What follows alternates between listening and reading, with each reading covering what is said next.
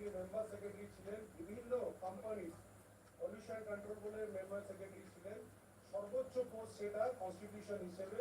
সেই পোস্টে বসে বাংলার বুকে যত কর্পোরেট সেক্টর ফ্যাক্টরিজ আছে, ম্যানুফ্যাকচারিং ফ্যাক্টরিজ, হলদিয়া পেট্রোকেমিক্যালস থেকে আরম্ভ করে, মিশুমুসিক থেকে আরম্ভ করে, এক্সাইড ইন্ডাস্ট্রিজ থেকে আরম্ভ করে বিভিন্ন কোম্পানি তাদের পলিউশন, তাদের লিমিট ক্রস করে গেছে এবং তারা পলিউটেড করছে এনভায়রনমেন্টকে, তার এগেনস্টে তাদের সবাইকে চিঠি দিয়ে তাদের একের পর কর্পোরেট সেক্টরদের ডেকে তাদের থেকে টাকা নিয়ে, ঘুষ নিয়ে পরবর্তীকালে আবার কনসেন্ট টু অপারেট তাদের লিমিট বাড়িয়ে দেওয়া হয়।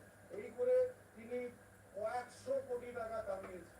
আমাদের মুখ্যমন্ত্রী উনি পরিবেশ মন্ত্রী ছিলেন, উনি ওনাকে জিজ্ঞেস করুন, উনি হয়তো ওনার সম্বন্ধে বলছেন জ্ঞান আছে ওনার বেশি, ঠিক আছে, উনি জানতে পারেন। মুখ্যমন্ত্রী তো নিজে পরিবেশ মন্ত্রী ছিলেন, উনি হয়তো নিজে ব্রিফ করেছেন উনি কার কাছ থেকে কত টাকা নিয়েছে আমার কোনো জানা নেই।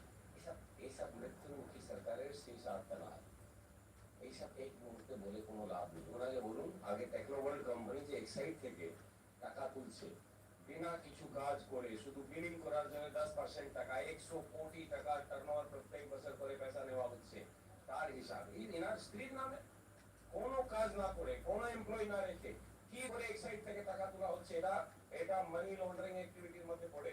এক্সাইড কোম্পানির কাছে আমরা প্রশ্ন রেখেছি, ওনার কাছে প্রশ্ন রাখবো আর মানি লন্ডারিং কমপ্লেন করাবো। এটা ওনার স্ত্রীর নামে বিজনেস আছে টেকনোওয়ার্ল্ড, ওরা কি করে সম্পদ 50 লাখ থেকে বেড়ে 30 কোটি হলো, 60 মাসে 60 গুণ সম্পদ কি করে হলো?